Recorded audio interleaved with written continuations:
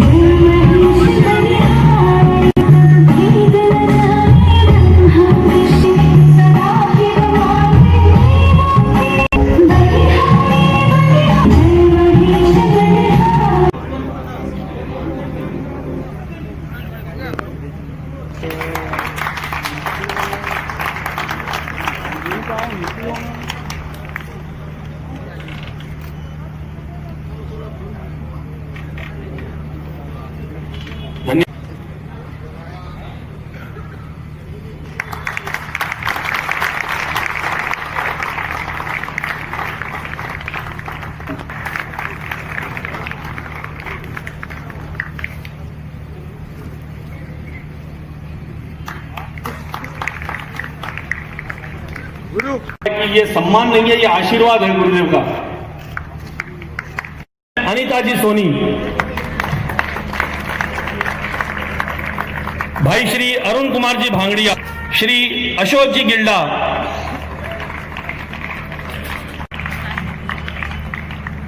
श्री कमल नारायण जी राठी,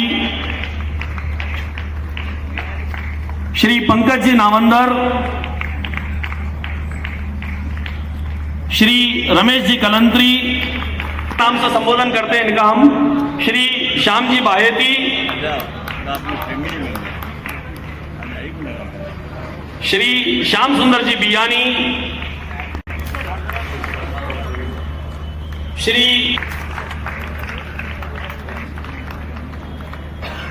ये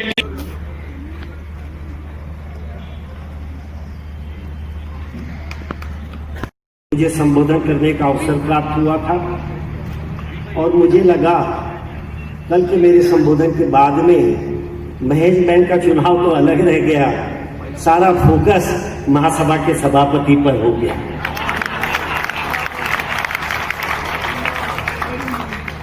मैं इस बात के लिए भाई रमेश जी, बंग भी उल्लेख कर लूं, कई रमेश होते हैं, भाई रमेश जी बंग और उनके सहयोगियों का हृदय से साधुवाद व्यक्त करता हूं कि जो आपका स्वभाव रहा है, जिसे हमने पिछले वर्षों में पहचाना है, मैनिपुलेशन करने का, उस मैनिपुलेशन के तरीके से रात को शायद 10:30 पौने 11 बजे मेरा उद्बोधन कल खत्म हुआ और रातों रात 12:30-1 बजे से कई तरह के वीडियो आप सबके मोबाइल पर आने लगे।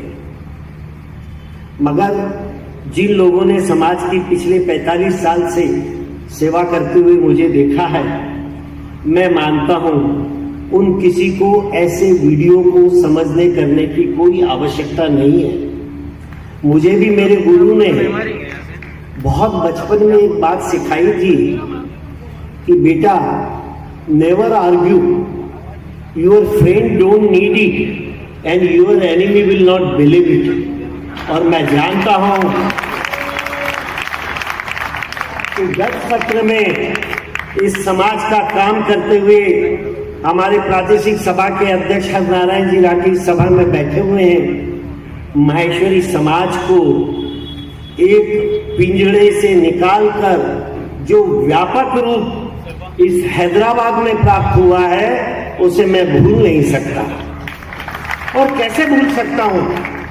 पिछले वर्ष की महेश नवमी को मैं जब इसी भवन से आपके 4-5 हजार लोगों की भव्य रैली और फिर जहां 8,000 लोगों में आपने जो यात्रा की समाप्ति की और हम लोगों का वहां संबोधन हुआ, कल आरोपों में मुझे चला गया कि समाज के सभापति होने के नाते आपका कर्तव्य बनता है कि आपने समाज को जोड़ना चाहिए। मैं हैदराबाद वासियों से पूछता हूं कि पिछले 3 सालों में महेश्वरी समाज का जो स्वरूप आपने हैदराबाद तेलंगाना में देखा है, क्या इसके पहले रमेश जी की अध्यक्षता के कालों में देखा है? नहीं।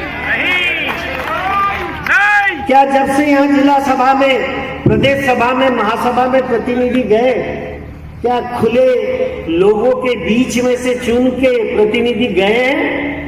पिछले 9 साल में यहाँ की सत्ता समाज की आपके हाथों में थी।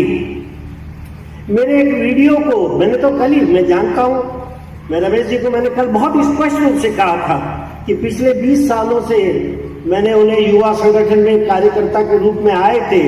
मैं अखिल भारतीय युवा संगठन का अध्यक्ष हुआ करता था और मेरे सामने जब एक व्यक्तित्व लाया गया और जिसका मैं देखता था कि रोज हिंदी मिलाप में नाम आता है, फोटो आता है, तो मेरे को लगता था कि एक नया युवा ऐसा आया है, कितना काम करता है, प्रेस में पब्लिसिटी आती। और हैदराबाद के वासी उनके भ्रम में आए, ऐसा नहीं है। मेरे जैसे महासभा के अनेक साथी भ्रम में आए, तब तो वो अर्थ मंत्री की पोस्ट तक पहुंचे। समझने लगे तो समाज उठ के खड़ा होता है। जब एक व्यक्ति विशेष अपने आप को संस्था से बड़ा समझे और अपने आप को सर्वोपरि समझे, मुझे बड़ी हैरान हूं मैं। व्यक्ति विशेष बैंक कब से हो गया? हमने तो बैंक के बारे में कुछ नहीं कहा, हमने तो एक व्यक्ति विशेष के बारे में कहा है और उसके जी हुजूर जो समूह है उनके बारे में कहा है और सच्चाई कही है, गलत कहा है। लेकिन आप देखिए पूरे पेपर में मुद्दे आज भी वही के वही हैं, उनको एड्रेस नहीं किया गया है, इधर उधर की बात करते हैं।